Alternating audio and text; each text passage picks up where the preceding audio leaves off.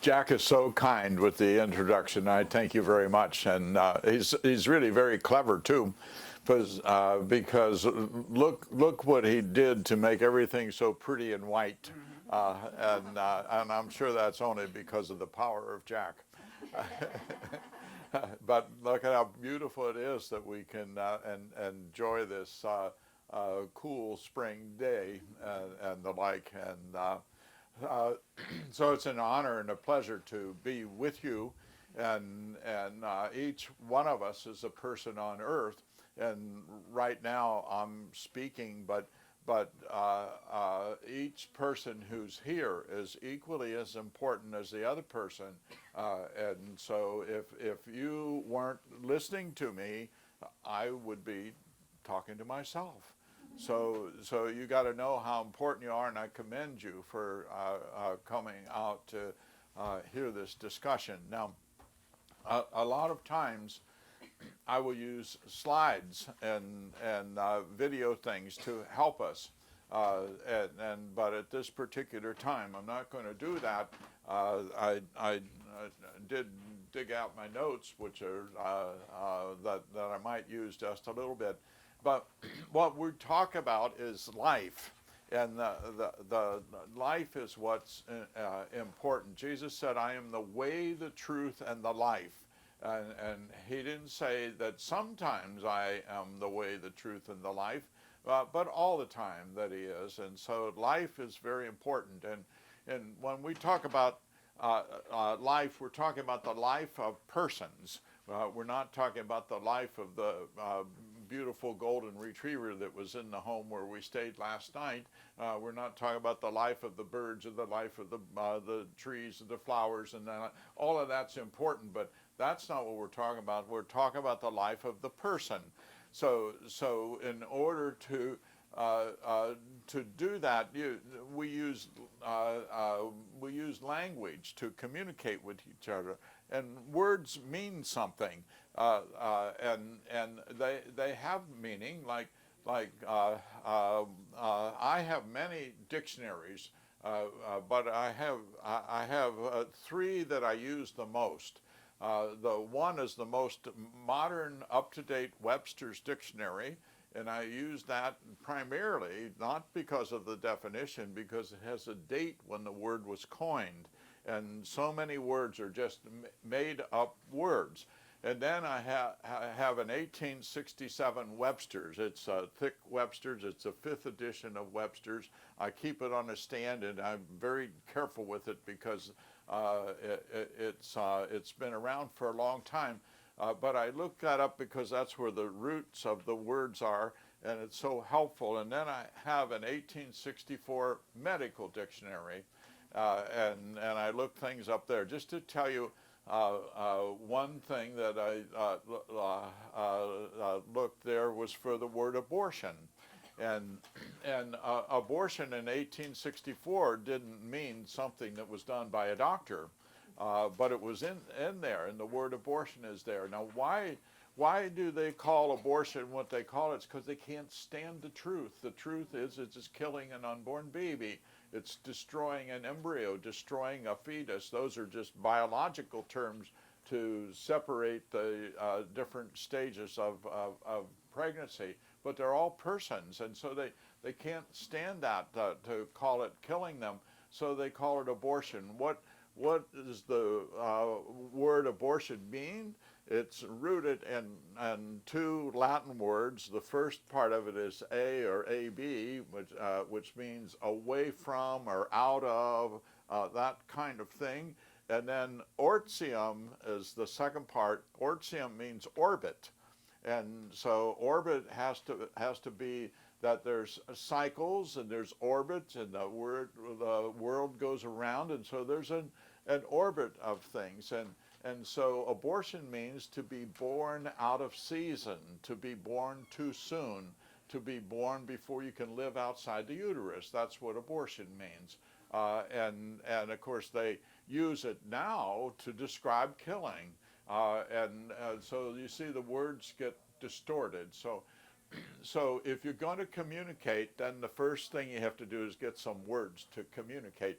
So we're talking about persons. We're talking about life. So a person is an individual substance. That's what we're made of a nature, rational. It doesn't say that a person is a rational person. That's not what it says. A person is an individual, one of a substance. What we're made of, we're made in the image and a substance of a nature that's of the likeness of God. That's what the word, with the individual substance of a nature, likeness of God. That's what the quality of the person is. So we have equality. We all have quality of life, because the quality has to do with the likeness of God. A person, an individual substance of a nature, rational. And rational means that we're reasonable people and we can work our way through things. But it doesn't say a rational nature. And so you have to be very careful how words get twisted around. And you have to have a definition of them so we can talk to each other. So a person is individual substance of a nature rational, and then we have life. And what's the life of the person? And we can use Latin words, but we'll skip the Latin and just go to the English word. The Latin word would be viva. And then there the letters V-I-V-A, and Latin can have Latin words, but we don't need to talk about them. But let's use the English word, which is to live, L-I-V-E, and the L is our living, our existence. The Latin word is vivendi. That we are living persons.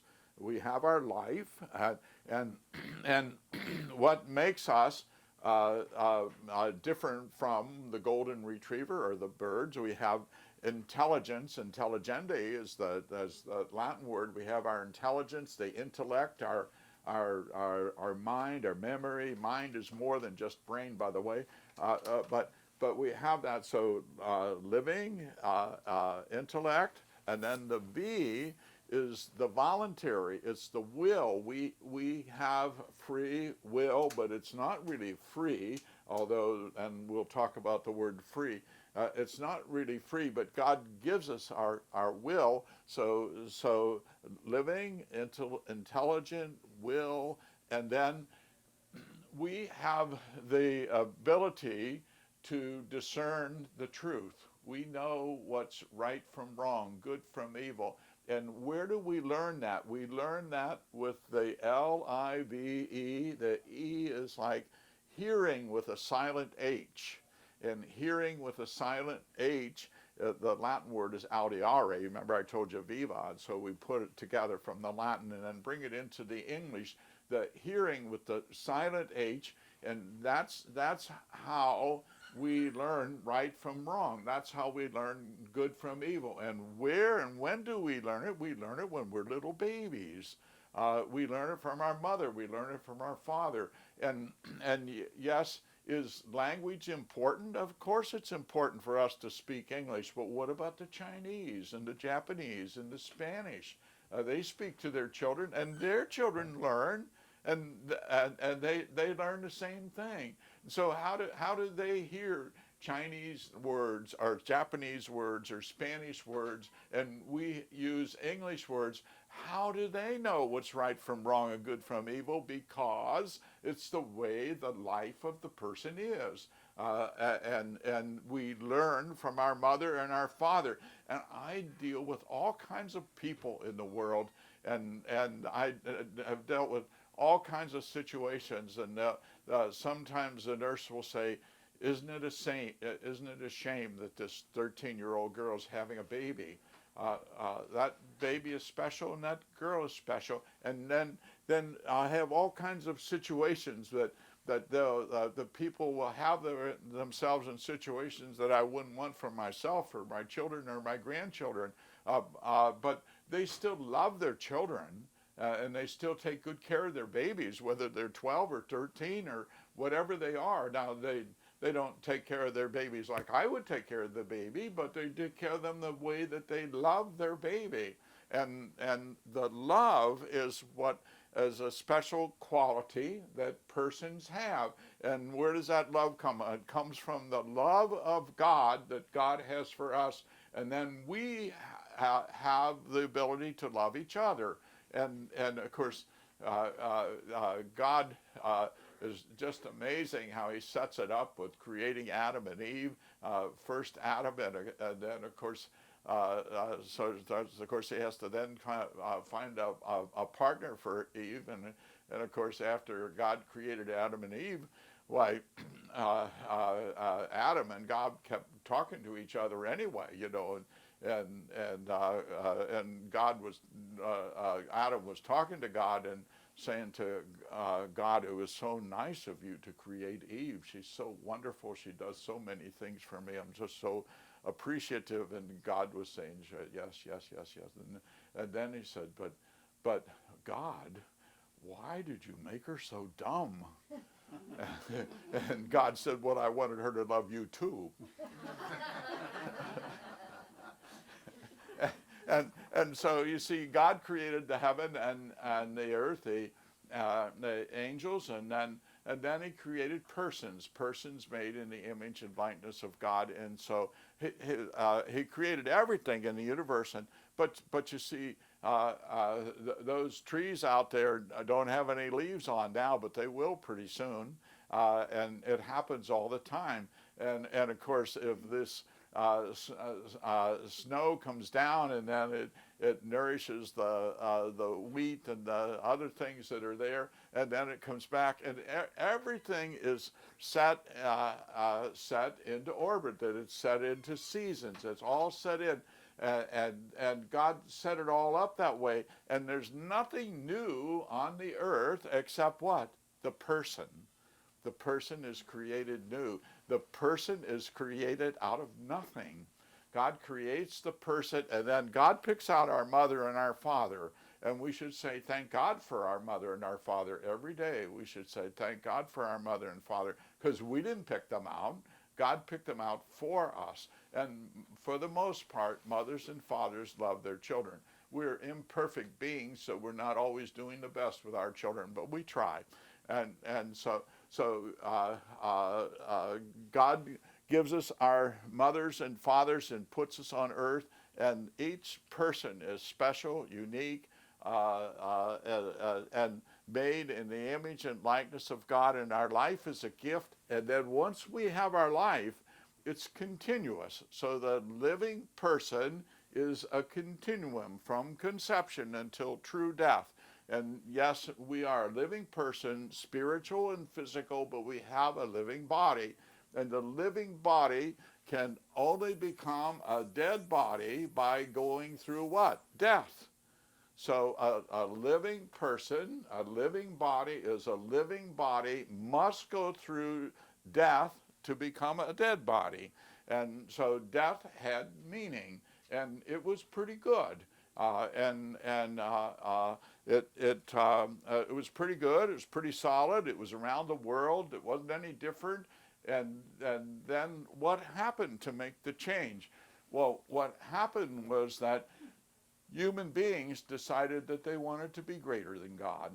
They wanted to find a way to make life. They wanted to find a way to prolong life. And of course, we get technically pretty good, and we get into things like, well, if something doesn't work and we can't fix it, let's get a new one. And the way we have to get a new one is to get it from another person. And so what happened was that they tried to do heart transplants by taking the heart out of cadavers, but they didn't work. And so they had to take a heart out of a living person. And so the first heart transplant was done in 1967 by Christian Bernard in South Africa. And some that are a little bit older shake their head yes, because we remember that. It was a dramatic event. And of course, every one of you who shook your head yes, I ask you, What about the second heart transplant? It was just as important as the first one. And when did that happen? It happened 3 days later. Where did it happen? It happened in Brooklyn, New York. And what did they do in Brooklyn, New York? Remember, in South Africa, it had to do with adults that the transplant went on. But what was it in Brooklyn, New York? They cut the beating heart out of a 3-day-old baby who had mental retardation and transplanted the heart into an 18-day-old baby who was not mentally retarded. And so they gave the right to come on in. There's 2 chairs right up here. Come on, we want you to sit down. And because now, okay, sit down and be comfortable. Now, I'm not going to start all over just because you came. So she'll tell you. That's good. Is she a relative? Yes. Okay. Yeah, a close relative, right? Okay. Anyway. And so remember the first heart transplant, South Africa, Christian Bernard, lots of notoriety. Second heart transplant, nobody heard about it. And what was it? See, the doctors in the United States wanted to be the leaders in transplant. And they so much wanted to be a leader, and they knew that they had to get the a heart from a living a person. So who's not so well protected sometimes, and that could be a baby. So they advertised in the United States, they advertised to get a baby with mental retardation. And so, so 3 days after Christian Bernard did the first heart transplant, I don't know that it was 3 days later that the baby was born, but 3 days later the baby was born in Oregon and transferred to Brooklyn, New York, and there Dr. Kantrowitz cut the beating heart out of the 3-day-old baby, transplanted it into an 18-day-old baby, and at the end of that time, both babies were dead. So they killed 2 babies. It was illegal, it was immoral, and they knew it, and yet they did it, and so they had to find a way to make it moral and to make it legal. And so how did they do it? They set up a committee. Where do you put the committee? At a prestigious university like Harvard. So they set up a committee at Harvard, and Harvard transposed coma into brain death, and they just made it up. They didn't get the committee together and say, well, we'd like this new way, and let's do some studies on some dogs or cats or rats or something else. They just made it up and said that called it a definition of irreversible coma, and that got transposed into brain death. And coma, again, if you go in the dictionary, coma is very much like comma. You know, what is a comma? It's a pause. So a coma is somebody who's unconscious and unresponsive, but they're not dead. And so no matter what adjective you put in front of coma, you still are saying alive. And so they made a way to make living persons can be called dead so that we can cut out their hearts and other organs and give them to other people. And that's how brain death was invented. The Harvard Committee published the Harvard criteria, which was the first set, 1968. And between 1968, there were 30 more sets of criteria published, all different, all less strict than the previous one. So the Harvard criteria said you had to be in this coma for 24 hours before you could call them brain dead. So the first thing they did was shorten the 24 hours down to 12 hours. And then the 12 hours became 6 hours. And then the 6 hours became 3 hours. The 3 hours became 1 hour. And there's one article in the literature in the Cleveland Clinic Quarterly, under certain conditions, you can take them off the ventilator for 30 to 60 seconds. And if you see no evidence of breathing, that becomes the signal to get your organs cut out. And so every set of criteria becomes less strict, and every hospital has a different set of criteria. And so they surveyed all of the leading neurological institutions to find out which set of criteria do they use and which one should they adhere to. And then they published in 2008 in the Neurology Journal that there's no consensus as to which criteria to use. So it's acceptable to use a different set of criteria in different hospitals in different states. And so then, in medicine, we have a term called evidence-based, and the criteria by a word is a word that means that you make an observation, and from that observation you make a judgment. So evidence-based have better criteria. So they look, since there was no consensus, then look at the evidence, and then they published in 2010 that brain death criteria are not evidence-based. And so then what did they do? They just made up another set of criteria. And then the next set of criteria was supposed to be the one that was the very best. But it wasn't based on any kind of science. They didn't do studies on dogs or cats or rats. They didn't do studies on human beings. It's just they pontificated, and they said, this is what it needs to be. Why does it need to be? Because I am a neurologist and I'm part of the American Neurological Association. Therefore, this is what it needs to be. And then they went even further and said that the gold standard for this, and the standard that you should apply, is a scan where they look at whether the brain is functioning. And a technetium scan is supposed to be the standard that's applied. And so what do we have happened then since that time? Well, we have Zach Dunlap. Zach Dunlap, a 20-year-old young man, injured on a three-wheeler, a four-wheeler, whatever it is, unconscious in a coma and said to be brain dead. And the helicopter was landing to take his organs. His death notice was published in the paper. And then a cousin who was an ICU nurse did another test and got a response and said, hold on here, maybe he's not dead. And the helicopter was landing, and so everything stopped to take his organs. Now this got publicized widely, and if we had the screen, I'd show you a television recording that's showing Zach Dunlap, and it shows the doctor saying that the injury was catastrophic. Catastrophic is not a medical term, I just thought I'd tell you.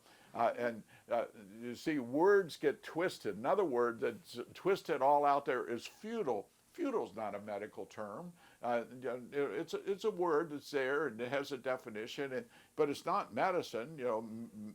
Medicine, we observe the anatomy, we observe the functioning. That's what we are. We're empirical scientists, and then we have the art of medicine, and the art of medicine has to do with the love of the doctor for the patient for the doctor, and that kind of thing. That's what we are. And all we do in medicine is protect and preserve life. That's all doctors do. That's all nurses do. Protect and preserve life. We don't make life. But in any event, Zach Dunlap, Taylor is another one who survived, but Zach Dunlap, the surgeon gets on the TV and said his injuries were catastrophic, and said, we did the scan, and he said, we didn't do it once, we did it twice, and said no evidence of circulation to his brain. Now listen to me, no evidence of circulation. No evidence does not mean no circulation. And every report that I've read about this, if the doctor is honest, he says no evidence or no observation of, but he doesn't say no circulation, because the only time that you can have no circulation to the brain is when you have no circulation, period. And other than that, you can't say it, because it depends on the test, how much the stimulus is from the test, and it depends on the sensitivity of the test. And then what happens is that God builds into things like the body how to help it and to heal it. And one of the things that he builds into the brain is to go unconscious. So when somebody gets injured, they get unconscious. And then during that time, there's what we call a penumbra. A penumbra is like a shadow, a shadow, and we know about shadows, and the shadows you can't see quite as well. Well, it's a penumbra that happens that reduces the circulation of the brain to where you can't observe any circulation. There's no evidence of circulation, but that doesn't mean there is no circulation.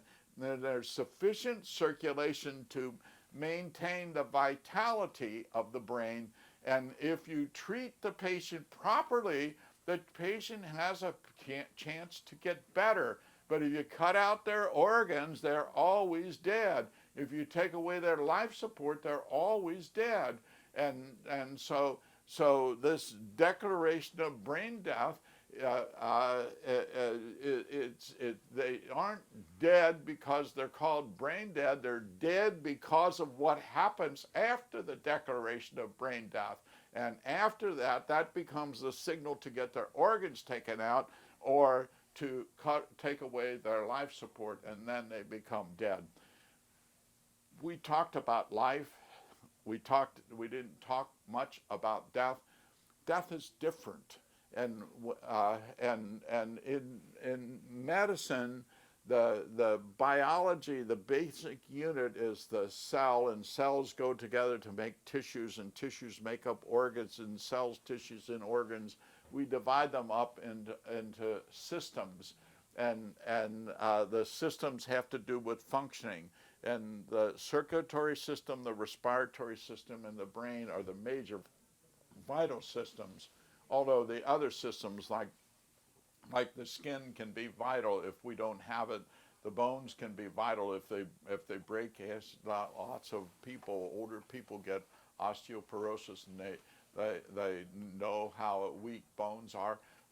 Sometimes babies are born with osteogenesis imperfecta, and their bones break, they're brittle all the time, and so their bones are vital too, but they're pretty strong.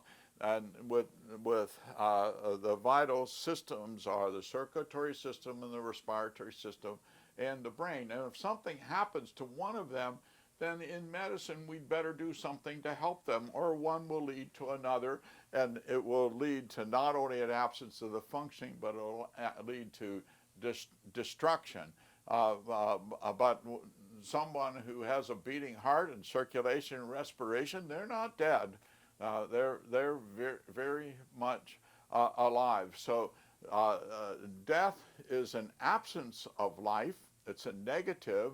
And then in medicine, I told you we study biology, which has to do with life, but the absence of biology is pathology. It's a study of disease and that. So you see, the living person has cells, tissues, organs, and systems with an interdependence of the systems and organs to maintain the unity of the body. And the unity of the body is a physical unity, but it's a physical and spiritual unity because we're persons. We're not like the golden retriever. We're persons, and so it's a unity of the physical and spiritual, whereas death is the tissues change, so there's an absence of life.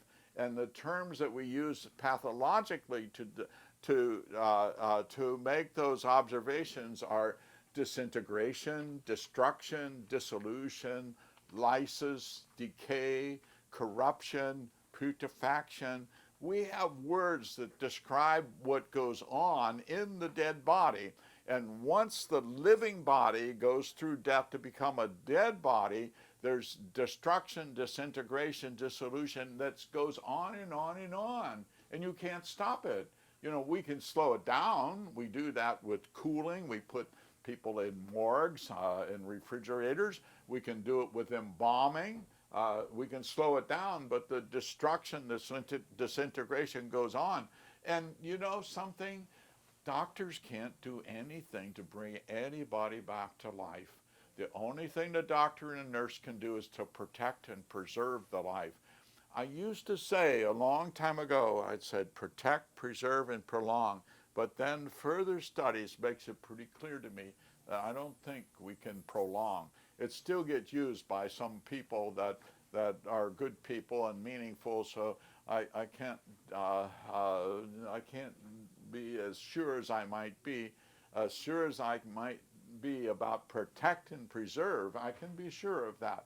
I don't think we can prolong. And fact of the matter is, once we get into that prolong, it's like making something that's beyond what the ordinary is. So doctors and nurses protect and preserve life, but once the life is gone, then you have destruction, disintegration, and it goes on and on. So life and death are different, and we know what that is, and we should not be pronouncing somebody dead while their heart's beating. That's just stupid. You wouldn't do it to your dog, so why would you do it to your relative who's in an intensive care unit, and that kind of thing? So life and death is different, and it's different theologically. So the church teachings have been the same for centuries, and the teachings of the Catholic Church are the teachings of Jesus. It's the teachings of the early bishops of the church. That's the tradition of the church, and it can't change. If it ever changes, it won't be the Catholic Church. That's why all of the different Protestant churches are there. They're all breakoffs, but that's because they didn't want to go along with the Catholic teaching anymore. We live in a time when there's lots of different people saying that they're Catholic and what the Catholic Church is and that kind of thing that's out there. Incidentally, many people from different denominations invite me to speak because remember what I told you about the word hearing. You see, the hearing is such that you can hear me and you can know that if I'm telling the truth, or if I wasn't, you would be able to sense that. Certainly I can tell you that if I'm not telling the truth, I can sense that. And I was never a good liar, and I think I always got caught. And of course, what happens is that my mother or my father would get a hold of me and say, you can't do that. And so eventually you learn not to lie. Well, it's so important for a doctor not to lie. It's so important. That doesn't mean that I won't tell you that I got 6 fish, but really I knew I only had 5. And of course, a priest heard me say that, and he said, "Did you say that was okay, and that wasn't the truth?" And of course, he had to back me down and say, "No, Father, I should have made it clear that it was a lie, that there was really only 5 fish." But anyway, we have things that are important in our life and things that are not so quite important, and we think differently about them. But a doctor must tell the truth, and the responsibility for the declaration of death was given to the doctors. Why? Because the people trusted the doctors, because the doctors knew something about biology and physiology. And so where are we now? That were things that only doctors used to do, lots of people used to do. I gave a talk one time, and I was late for the talk. It's my fault I didn't start early enough, but I was thinking, what am I going to tell them for an excuse? And so over here was the train that was going, and I was going in the same direction, so I thought maybe I'll be able to tell them that I got stopped by the train. But you know what? The train went over the road or under the road, so I didn't get stopped. So I got there. I was about 20 minutes late. I felt awful. And of course, they were getting restless. And I said, well, I really apologize to you. And I was going to use this excuse for the train, but it didn't happen, so I can't tell you that. I said, but I said, you know, in the old days, when I first got into medicine, we all wore white coats, And so you knew who the doctor was because he had a white coat on. And then you could tell because we had a stethoscope, and only the doctor had a stethoscope. I said, now a lot of people wear white coats. A lot of people have stethoscopes, but the only way you can really be sure that it's a doctor is if he's late. So there are things like this that doctors can do, and we have an obligation, we have a duty, we have a responsibility to our patients to be truthful and honest. And let me tell you, every time that they have declared somebody brain dead and they cut them open to get in the chest and they see the beating heart, they know they're killing the donor. And every transplant surgeon knows that, and he's participating in it, and he has some rationalization that it's okay. It's not okay. It's not okay. It's wrong to cut them open, see the beating heart, cut out the liver, cut out the kidneys, and then the last one that they cut out is the heart. And even if they use some other order like that, because of squirting ice water on the heart or whatever else it is to preserve the heart, they know that that's a living donor when they start the procedure. And they do not give them any anesthetic to take these organs. They paralyze them, and they paralyze them so they don't move. And when they're paralyzed and when they cut on them, the studies in the literature, one study from Johns Hopkins University, and 10 patients, and all 10 of them, when they cut them open, the heart rate went up and the blood pressure went up in all 10 of them. And I called the doctor when he reported it, and I said, I'd like to talk to you about this article. And he said, oh, I apologize for publishing that article. And so immediately my mind was saying that he's having second thoughts. He said, the reason, and I said, what do you mean you apologize? He said, everybody knows it. It's nothing new.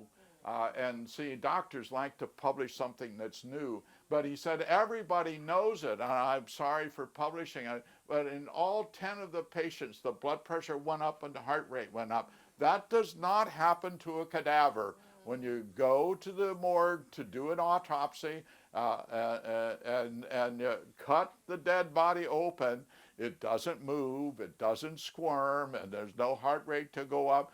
To be dead is clearly different than it is to be alive. And every organ that's transplanted is a healthy organ, and it comes from a living person. And the living person and every organ transplant either gets killed or gets weaker. And we live at a time when you drive down the street and there's all kinds of exercise things, there's all kinds of things being bombarded with nutrition and other things to make us stronger. You don't get stronger when you give away part of your liver. You don't get stronger when you give away one of your kidneys. And I'm not trying to say that everybody that's participating in those things is doing something that's wrong or evil or whatever it is. They got to live with themselves. You remember what Pope Francis said not too long ago when there was a question about whatever it is, homosexuality or whatever it is, and he said, who am I to judge? That kind of thing. He didn't say sodomy was okay. He said, who am I to judge? And in some ways, who am I to say that they all know that they're doing evil? But every one of you with common sense would know that they're doing evil. Yeah, every one of you with common sense. And as Cardinal Arinza said to me about 2 years ago when I was talking to him in Louisville, Cardinal Arinza said, but there's not much common sense left anymore. And it's like that. Well, anyway, we are to where we are, and I've talked a lot, and hopefully I've stimulated a thought or two, and some of you might have a question, and if you do, I would hope you would raise your hand, and we'll try to deal with the question. Yes, ma'am. I have a couple thoughts. One thing that you said that really stuck out was Have to what? You said you have to go through death to be dead. Yes. I think that's, if we get anything out of this, I think that's the key right there. Yes. We need to, tell other people. Right. A living body can only become a dead body by going through death. Right. It is, and of course, true death is what the Catholic Church has used for centuries. Mors vera, the mors meaning dead and vera meaning true. And then the Catholic Church distinguished mors apparens, apparent death. And they did that to distinguish when the sacraments could be given and when they could anoint and so they admitted they didn't know exactly when death occurred, but sometimes the teaching would be if the body was still warm, they could anoint. Remember, you can only deal with the sacraments in somebody who's alive. You can only anoint somebody who's alive. You can do it conditionally, and they would do it conditionally if they were warm or if it was within 2 hours of the heart stopping, that kind of thing. And the church distinguished mors apparens from mors vera. Once you were truly dead, then you could not anoint. You can use the same thing for baptism, that you can, the church would say you could baptize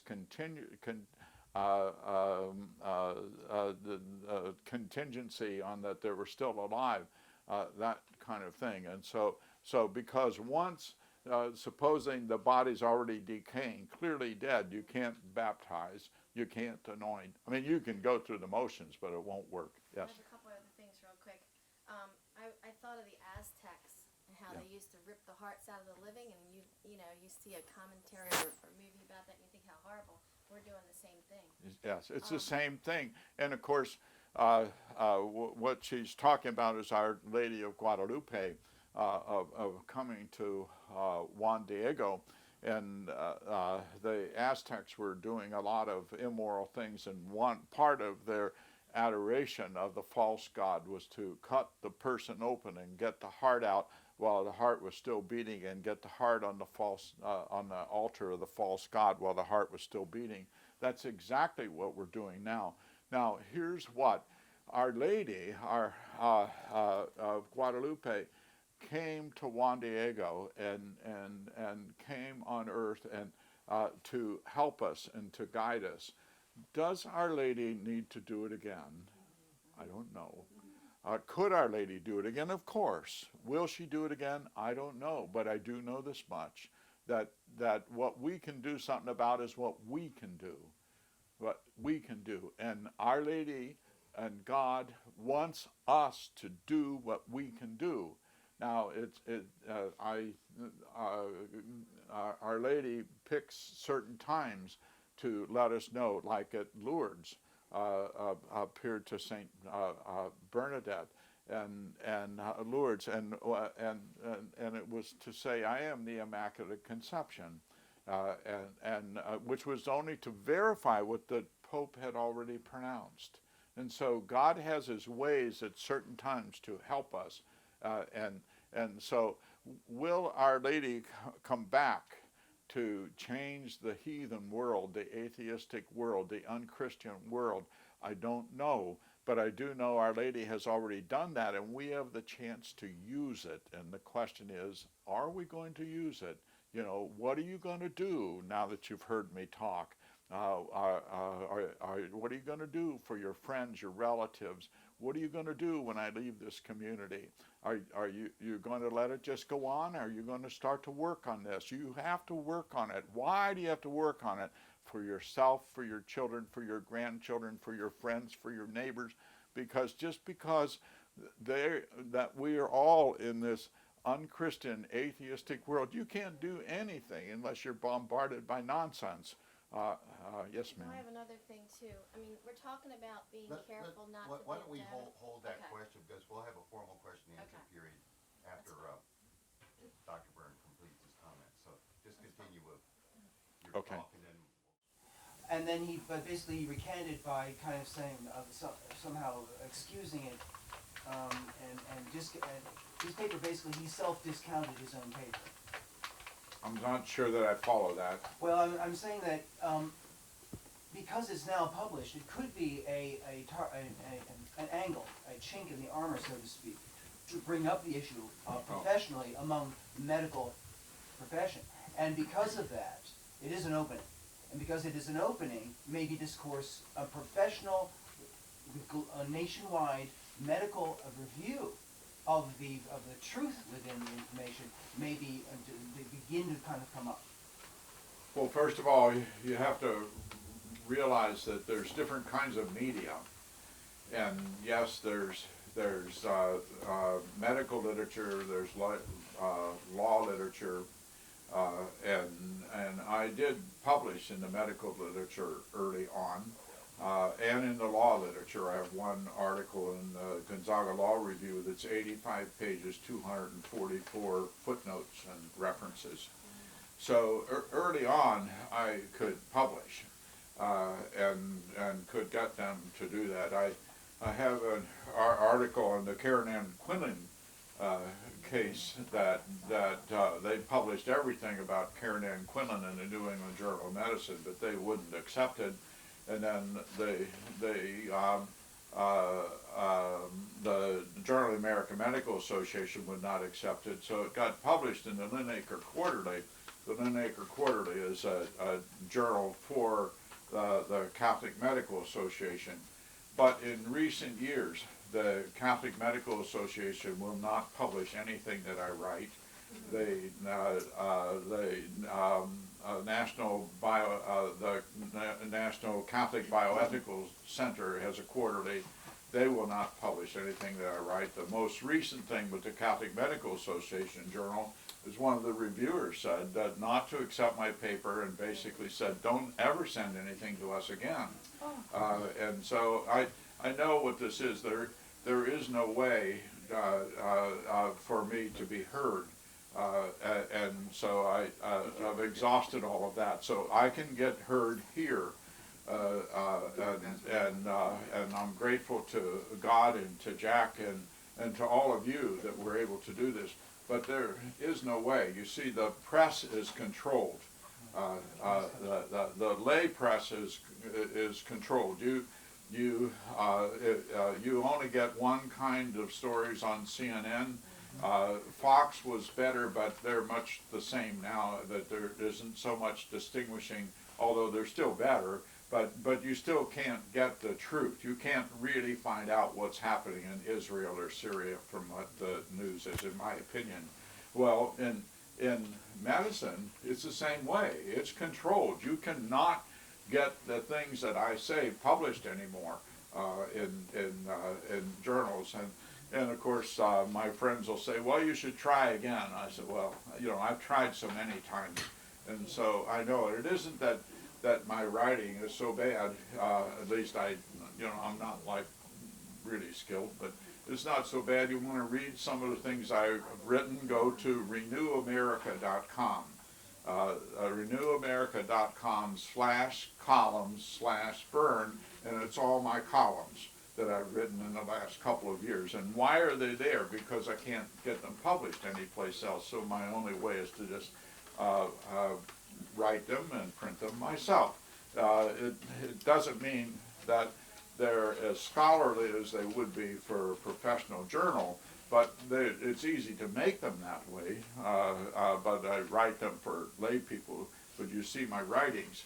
The other place you want to look for my writings is at lifeguardianfoundation.org, www.lifeguardianfoundation.org, and that we have a website, and so you can look there and get our writings. I'm grateful for his thought process, because that's what we need. We need people to think and to figure out what to do next. I can tell you that God was good to me. I practiced 55 years. I never took a day off. And I was so happy when I retired because I'd paid all that disability insurance and never collected a day of it. And so a lot of people don't take that approach, but I'm happy for that. And then when my children said we should have a party, so we did, but it was not a retirement party, it was a redirection party. And I haven't stopped 1 minute since. Doesn't mean that I can't be more efficient, but I don't stop very much. But you see, I'm only one mind, and God, and I pointed to up here, but our mind is our whole self, not just in the brain, and it's hard to understand the mind. But you see, God gives us each one. He gives us our life, He gives us our gifts, and He gives us talents. And we're all different. Now, we can look back on somebody like St. Thomas and say, what a brilliant person. When he was alive, they called him a dumb ox. And St. Augustine, special persons. But you know what? I'm not like St. Thomas. I'm not like St. Augustine, but I'm special. And you know what? You're special. And you're special. And you mothers get to find out how special you are because you get to raise your children. Us fathers do too, but we're not like mothers. And so each person is special. And what happens, like when I had this patient, Joseph, in 1975, who had flat brain lesions and was said to be brain dead, and that started my study of the subject of brain death. And then I published, and my publications are early on were done jointly with a theologian and a lawyer, and so that it wasn't just a doctor, but put together that way. We put it together from all aspects of that. But then, as I got on a little bit more, I found Wainwright Evans in England, who was published some of the same stuff about the same time. And then I find Joseph Seifert from Liechtenstein, and I find out he's publishing the same stuff from the same time. And then I find Watanabe from Japan, and he's publishing the same stuff at the same time. Now, how does that happen? Without knowing each other. That's how God does it. Those all people are all special. But God lets us know something and then lets us do something. And when we have an idea, and the idea can come to any one of us, and then what I try to do is try to listen to people and then try to use the ideas that they have, because God gives me as many as He gives me, but He gives other people other ideas, and I pay attention to them. And sometimes I think, well, gosh, if I had more money, I could do more, but I don't know that I could. Sometimes I think if I had a secretary, I could do more, but I'd want to make sure she could type. I tease like that sometimes, in case you don't know it. And of course, if I had a wife, I had a wife for 48 years, and then her only way out was to go to heaven. So she did that, and so, but it's 10 years, so I live by myself. But did I do better when I had her? Yes, absolutely. Would I do better with another wife? I don't know that I could tell you that, but thus far I haven't done that. I probably won't do that, but that's, anyway, yes ma'am. So I have an idea how we could all be your secretaries. I'm not sure how very accurate this is, but I have a relative who did this. He wanted his website to come up when people, early on, whenever, he went on the website and kept putting, it was actually a website about our last name. He kept putting our last name in, and till his website would come up the very first. So if I suggest that religiously every day you all put in Paul Byrne brain death, Paul Byrne brain death, Paul Byrne brain death, till we get up your writings at the top of whatever your favorite website, search engine is, Google or DuckDuckGo or whatever your favorite is. Just put Dr. Byrne's name in there. You may not care to do it see anything, but do it, and so, that is a way to get your information to come to the top of the search. So when somebody, or that you could do Paul Byrne brain deaf, and then you could put brain deaf Paul Byrne, whatever. But I have 2 or 3 other things, just so you know how. But don't go away from that, because I thank you very much. I'm Yeah. grateful. And Yeah, it's a but concrete thing. But you see, I never thought about that. What? I've read some books about how to do it, but I never thought about that. And look how you've done it now. You've done it here for this group. I don't know how you get everybody to do it. I can tell you in medicine, what they do if they want you to attend conferences, they give you dinner. In other words, you get some kind of reward, and it has to be immediate. You can't get that. Your only reward is to get to heaven, is what she's asking you to do. Go ahead. I was just to add to, Yeah. that's a great idea, is if people are on Facebook or you have email all your friends and tell them to do the same. Right. And if they're on Facebook, which like I've gotten on that, and I belong to all these groups now, I could easily post one of your papers or alert Well, what I'm going to ask worldwide. Jack and the videographer to do is that I feel okay about what we've said so far, and they've got it recorded, and I'm going to ask them if they will help us to distribute that. I mean, I have some needs. We're putting on a conference on May the 2nd in Vancouver, Washington, and so she asked me for a video to be able to distribute ahead of time and to be on the website. And if Jack and his videographer will let us do that, we're going to do that. And so now, do you go ahead. Else, is it just short? We'll let Well, I you was going finish. to say we have an internet radio show that Jack has helped us with before, and I'd be happy to give our cards out to everybody before we leave. We talk about all pro-life, and I'd love to feature you on there. Sure, Yeah. that'll be good. Okay, go ahead with your question. Oh, so here in the state of Maryland, we have they're calling it they're calling it Death with Dignity bill. And one of the things it does, when you said a doctor must never lie, this Death with Dignity bill, the doctor prescribes, 7 dozen phenobarbital or whichever kind of barbitals it is, and then say the patient had cancer, then writes down that they died of cancer. That is an absolute lie. Is that not totally unethical for a doctor to do that kind of lying? Be unethical for me. Yeah. Okay. So, Now, part of why I answered like that is, of course, it's unethical. But you see, words get twisted up. For instance, the word ethical. Sometimes people will try to differentiate ethics and morals, but one's rooted in Greek and the other's rooted in Latin. But they both are the same thing. It's how one ought to behave.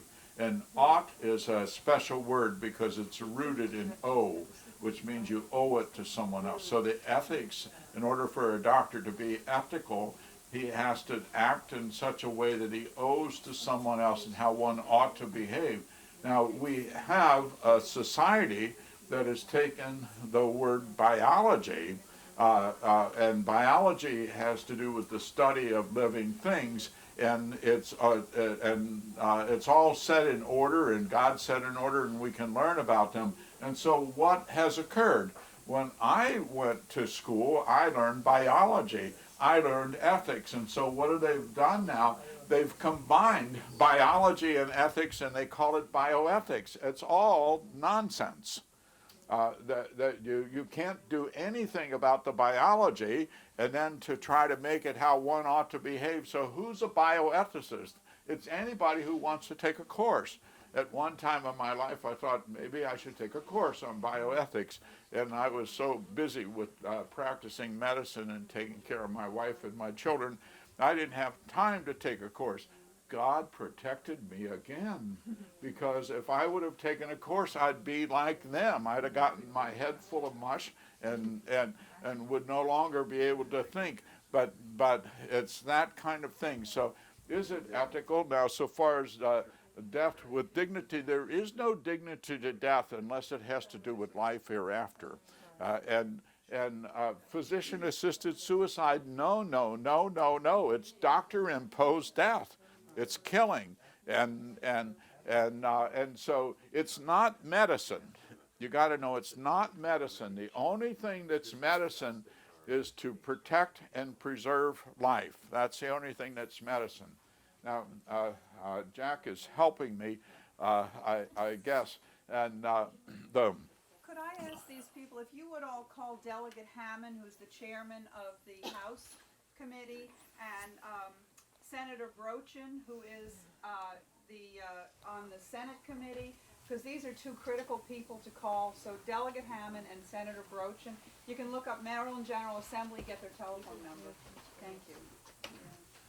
yes.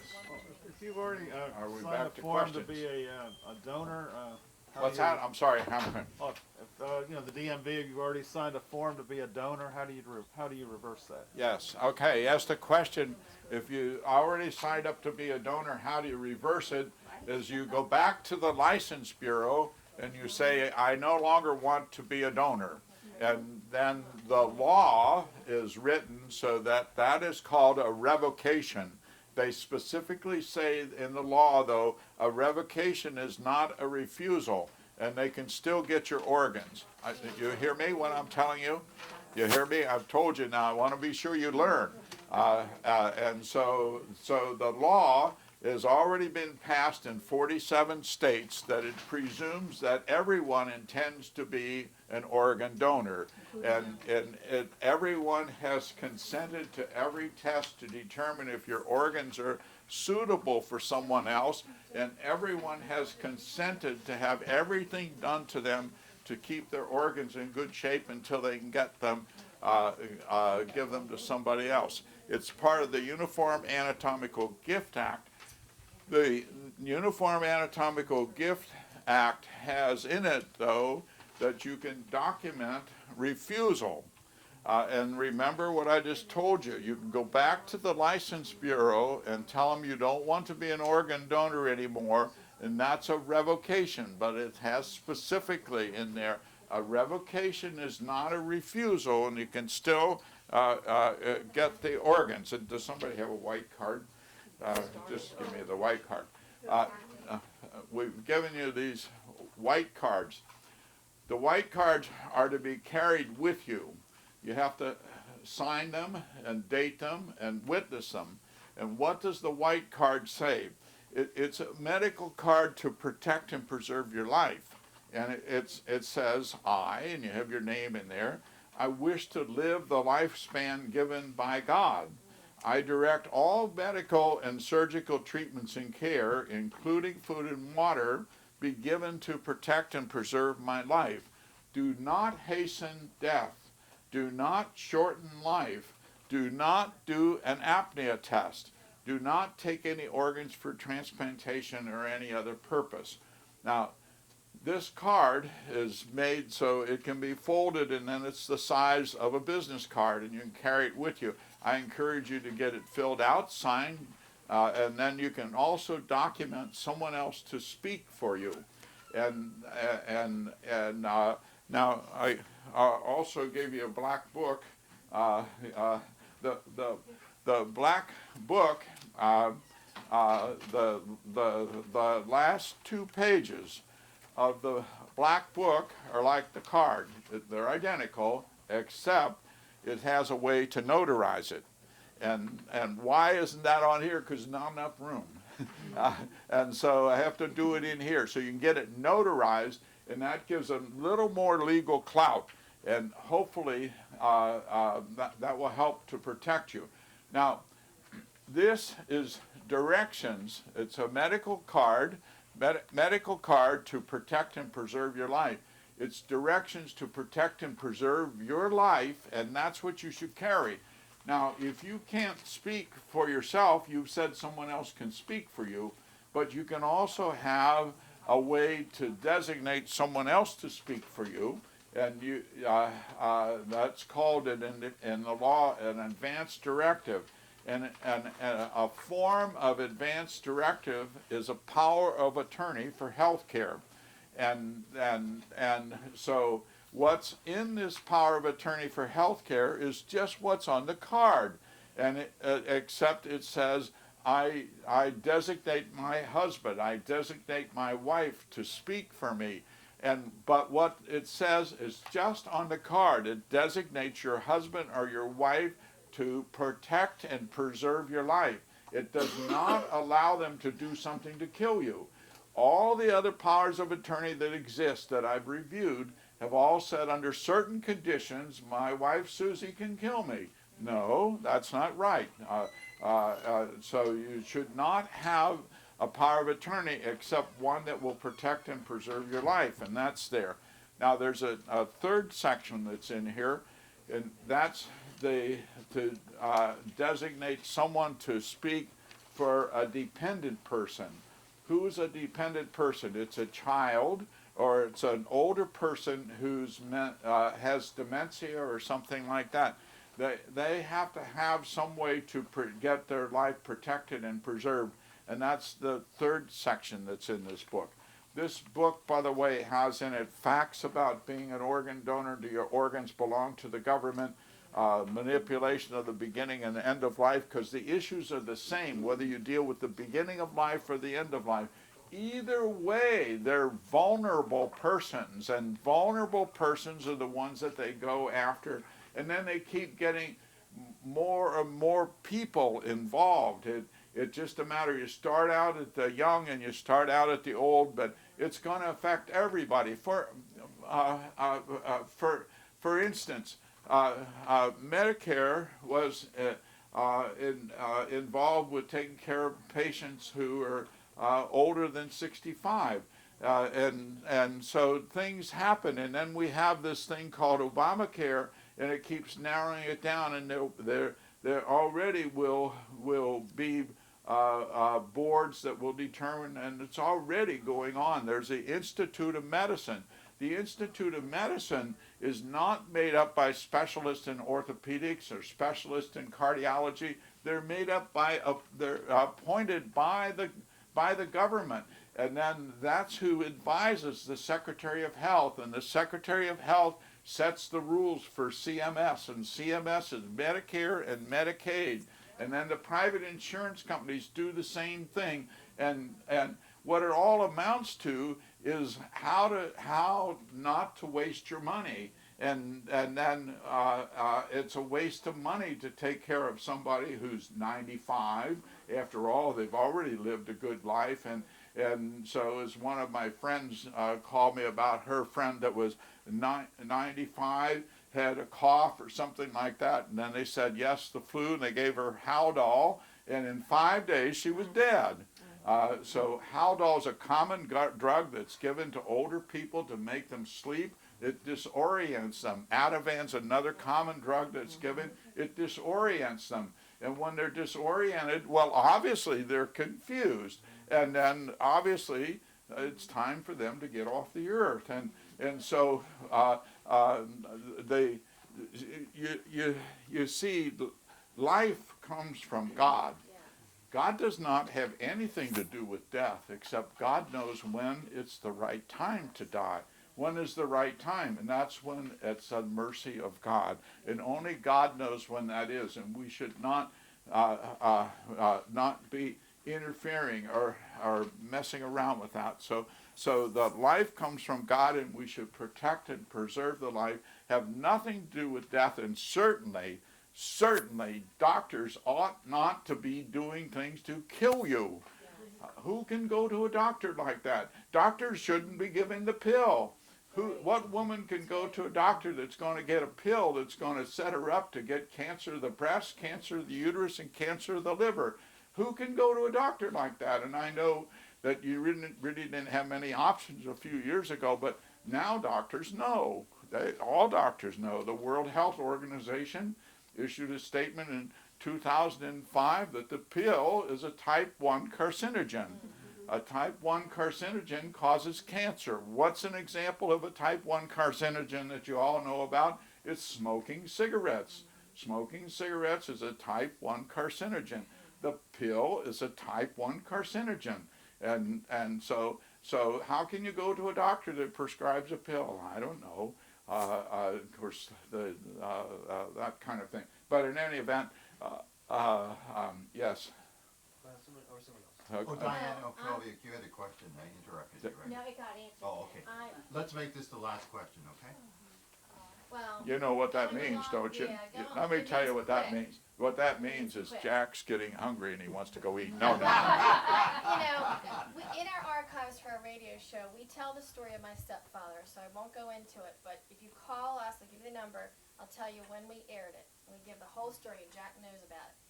But they essentially killed my stepfather because my stepmother and him had went years before to a lawyer. They wrote down that if they were sick, didn't say on deathbed or anything.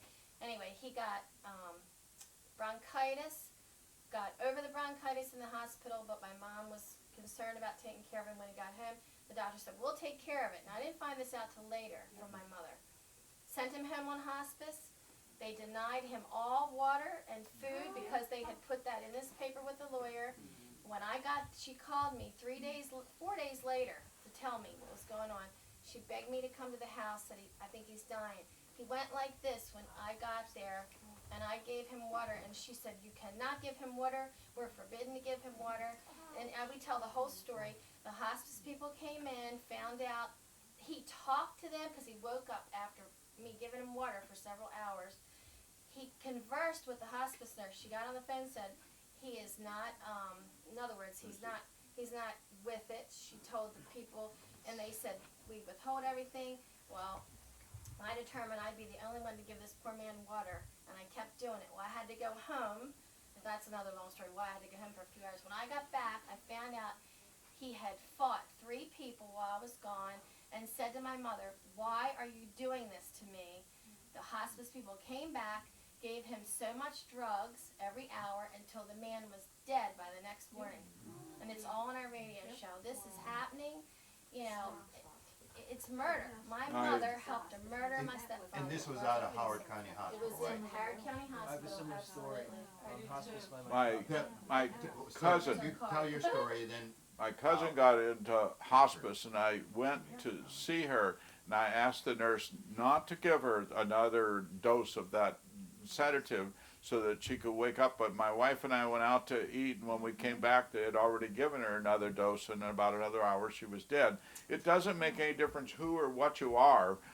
You can learn about it, and I don't know how to protect and preserve your life anymore, except do it at home, and we have to do more things ourselves and that kind of thing. And your story, it's important to tell your story, and you're not the only one. I have lots of people who call me. Now, Jack is anxious to quit, so we have to quit. And but I want to tell you about the cards, and I want to tell you about the book. And then there's another paper that he gave out called About the Living Person. that for sure. Everybody has Another one. And you should take this. It's written by Father Peter Fellner and myself, who's a wonderful holy friar of the Immaculate. And we've worked on this about 10 years and to get it into the language that we think it's pretty good. It doesn't mean we can't change it again, but we think this is the teaching of the Catholic Church. And so take that with you, and I can get more of those.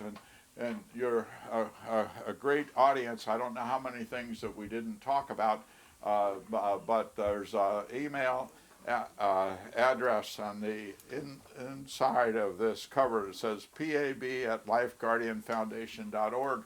If you have questions, you can write to me. I encourage you to pray a lot.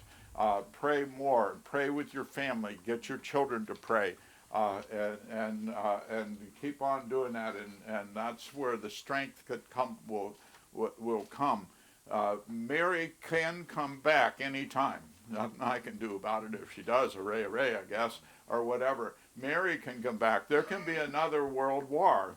The World War II certainly changed things. There can be another World War to change things, but we really don't need Mary to come back, and I'm not anything against if she does. We don't need a world war. Certainly we all agree with that. But we need to have our own, realize that the battle is between the good angels and the bad angels, and we're on earth being used by both of them. The bad angels are on our shoulder all the time. The good angels are right there if we give them a chance. So we have to act and react and do something ourselves. So I thank you very much. I have to quit